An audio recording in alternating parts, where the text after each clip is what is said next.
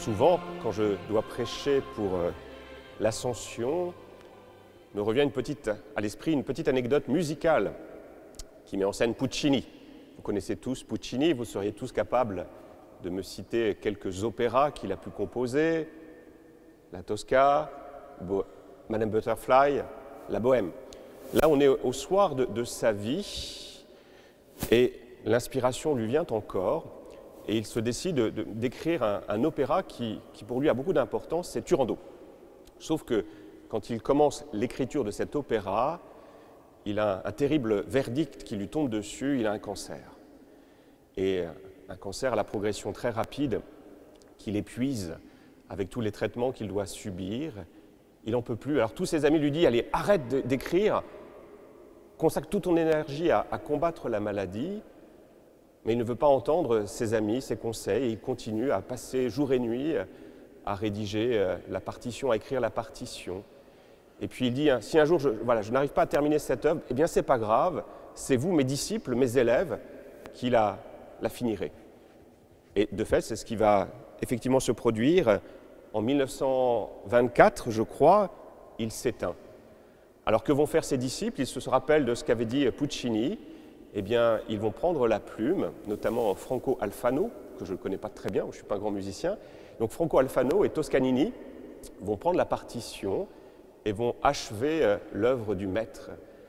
Alors quand la pièce est jouée pour la première fois, c'est Toscanini qui est à la baguette. Donc il conduit, enfin c'est magnifique. Et puis à un moment, il s'arrête, il pose sa baguette, grand silence. Et là, d'expliquer, eh bien, cette dernière note que vous avez entendue, c'est la dernière note qu'a pu rédiger notre maître Puccini. Grand silence. Et puis il reprend sa baguette et il poursuit. Mais nous, ses disciples, nous avons continué, on a repris la plume et on a achevé l'œuvre de notre maître. Et il joue la dernière partie, les dernières scènes de cet opéra. Et à la fin, c'est un triomphe. Triomphe, voilà, cette petite histoire, pour moi, elle me met dans la direction, dans la compréhension, elle m'aide à mieux comprendre ce que nous célébrons à l'Ascension. L'Ascension, c'est quoi? C'est Jésus qui s'élève parmi les ovations et qui nous dit désormais, je souhaite agir avec vous. Alors moi, je voudrais m'arrêter quelques instants sur le verbe s'élever. On l'a entendu dans le psaume, en plus on l'a entendu 2 fois. Ce qui était une très bonne chose, parce que je vais prêcher dessus. Donc la Providence a fait en sorte que vous entendiez 2 fois l'antienne du psaume. Psaume 46, Dieu s'élève parmi les ovations. Je crois que le verbe s'élever est très intéressant, et je crois qu'il va nous aider à comprendre ce mystère de l'ascension. Quand on dit quelqu'un s'élève, il y a fondamentalement une idée d'ascension, mais pas au sens physique du terme. Si vous avez une échelle, vous n'allez pas dire « je m'élève sur l'échelle ». Qu'est-ce que vous allez dire? Je grimpe, je monte à l'échelle. Donc s'élever, donc Jésus qui s'élève, ça me dit que certes Jésus rentre dans une dynamique ascensionnelle, mais ce n'est pas une ascension comme on pourrait le faire avec une fusée ou avec des ailes. Ce n'est pas comme cela. Hein. J'ai mis quelques représentations iconographiques sur vos feuilles de l'Ascension, notamment, moi j'aime beaucoup toutes ces représentations où on voit, c'est la 4e page, on voit juste les pieds de Jésus. Ben, c'est pas ça l'Ascension. Précisément, c'est pas cette ascension envisagée de manière physique. C'est pas Jésus qui part dans les étoiles. Rappelez-vous le propos de Khrouchtchev prêté à Gagarine. Gagarine aurait dit « Je suis allé dans l'espace, j'ai regardé, j'ai cherché, et j'ai pas trouvé Dieu. Donc Dieu n'existe pas. » Donc, quand on dit s'élever, qu'est-ce que ça veut dire? Eh bien, s'élever, au sens plus figuré, par exemple, on s'élève sur l'échelle sociale. Ça veut dire que le rapport que nous aurons avec nos proches, avec ceux avec qui nous travaillons, va changer. C'est ce que nous avait dit le frère Jean-Paul Vesco. Vous ne connaissez pas le frère Jean-Paul Vesco? Peut-être. C'était le provincial des Dominicains, et il a été nommé évêque d'Oran. Et il disait, quand j'ai été nommé évêque d'Oran, il y a quelque chose qui est étonnant qui s'est passé. Les personnes que je rencontrais ne se comportaient plus avec moi de la même manière. C'est comme s'il s'était passé quelque chose. Déjà, j'avais le droit au titre de Monseigneur, avec beaucoup de déférence. Vous voyez, le rapport que j'avais avec les autres, et lui, il trouvait ça dommage, avait considérablement changé.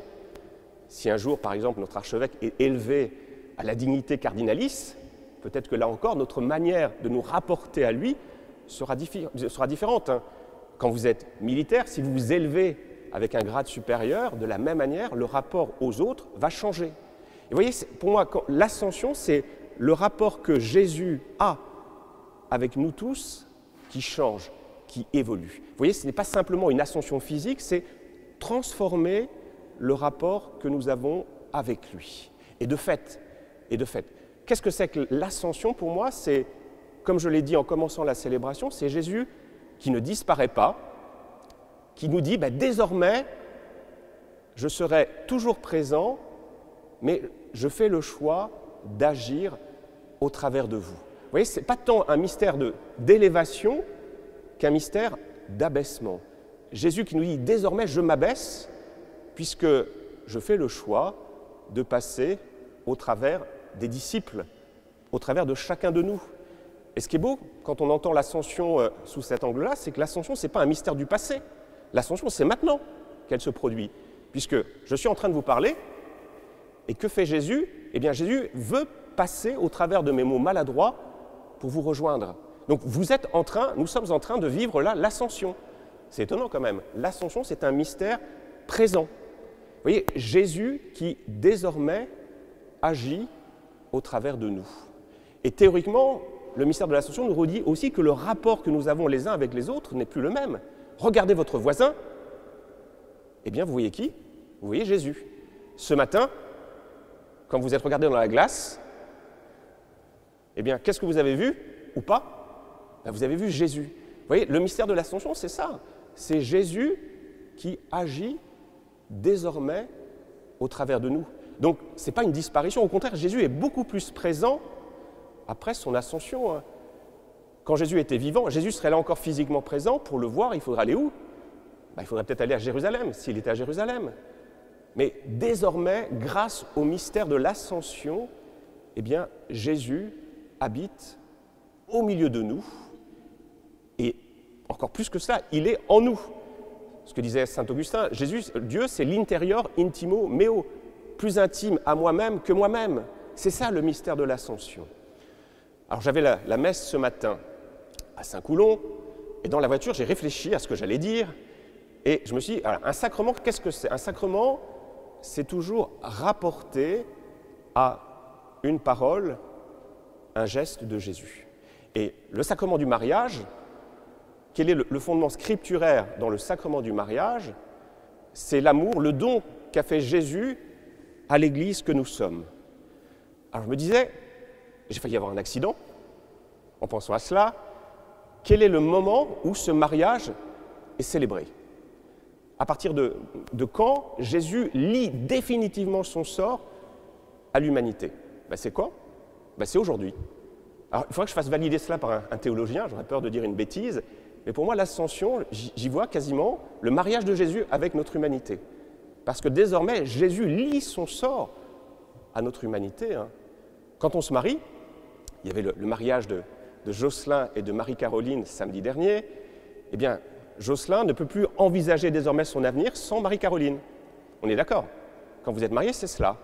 Eh bien, désormais, Jésus a lié son sort à notre humanité. Et donc, il ne peut plus envisager son avenir qu'en passant par nous. Ce qui est dramatique, en fait. Enfin, c'est pas dramatique, c'est une chance, mais c'est une sacrée responsabilité de dire que désormais, eh bien, notre monde va voir Jésus au travers de qui?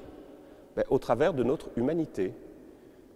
Et moi, quand j'ai réalisé ça ce matin, j'ai eu peur, mais je n'oserais pas prêcher. Parce que si je dis des bêtises, si je vous endors au bout de 3 minutes, eh bien, vous allez peut-être vous dire que Jésus, il est ennuyeux. Ça serait dommage. Donc, vous voyez, mais fondamentalement, c'est ça. Le mystère de l'ascension, c'est Jésus qui scelle son alliance avec chacun de nous. Son corps physique s'est transformé en corps mystique, qui est le corps de l'istique. Et donc, le mystique de l'Église, c'est nous. Et donc, voilà, c'est ça qui m'a surpris, qui m'a étonné, au point de, voilà, j'ai failli avoir je me suis fait un peu klaxonner. J'ai encore un A sur ma voiture, alors je suis encore un jeune conducteur. Donc voilà, ce mystère. de l'ascension. Et pour conclure, une dernière idée, je dis, quand on s'élève, on change de statut social.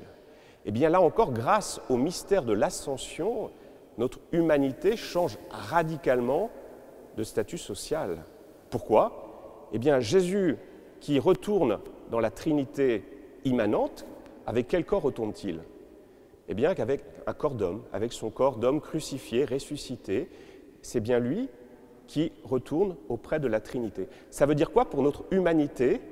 Eh bien, désormais, notre humanité en Jésus-Christ a sa place où? Auprès du Père et de l'Esprit Saint dans la Trinité immanente. Vous vous rendez compte? C'est quand même étonnant, hein? Il n'y a pas plus belle promotion qui soit. Même les anges, même Saint-Michel, regardez le mont Saint-Michel qui est tout à côté, même Saint-Michel, fondamentalement, a un statut, dans une certaine mesure, moins glorieux que nous. Puisque ce ne sont pas les anges qui ont leur place au sein de la Trinité, c'est Jésus avec son corps d'homme, c'est-à-dire avec notre corps. Et c'est ça qui est quand même étonnant. Vous voyez, Dieu qui s'élève, c'est ce grand mystère. Alors pour vraiment conclure, vous voyez, donc Jésus nous dit aujourd'hui, eh bien on va faire des grandes choses ensemble. Voilà, j'ai commencé à écrire une partition, une belle partition, et je voudrais que vous la complétiez, sauf qu'à la différence avec l'histoire que je vous ai racontée au début, il est toujours là pour nous inspirer, pour nous donner sa force, et il nous dit, chacun de nous, on a quelque chose à écrire, à exprimer de ce mystère de Dieu. Il y a un autre musicien qui s'appelle Luciano Berio, qui considérait que la partition d'Alfano était bonne, mais il pensait que, voilà, il n'avait pas tout dit. Et donc, qu'est-ce qu'il a fait, ce Luciano Berio? Il a repris la plume et il a proposé une autre fin à Turandot. Vous voyez, c'est étonnant, hein? Donc, de l'Évangile, de la vie de Jésus, de ce message, eh bien, chacun de nous, nous sommes invités à écrire la fin de cette histoire. Et on a tous des talents différents. Et je crois que, voilà, mettons-nous au travail. Jésus nous fait cette belle promesse en disant « On va faire des choses merveilleuses, mais on va le faire ensemble. On va le faire ensemble et chacun de nous, on a quelque chose à exprimer de ce mystère de Dieu, de ce mystère de Jésus. » Alors, célébrons comme il se doit cette belle fête de l'Ascension. N'oubliez pas que c'est le mariage de Jésus avec l'Église. Donc, j'espère qu'à midi, vous saurez ouvrir les bouteilles de champagne pour fêter comme il se doit cette union. Amen.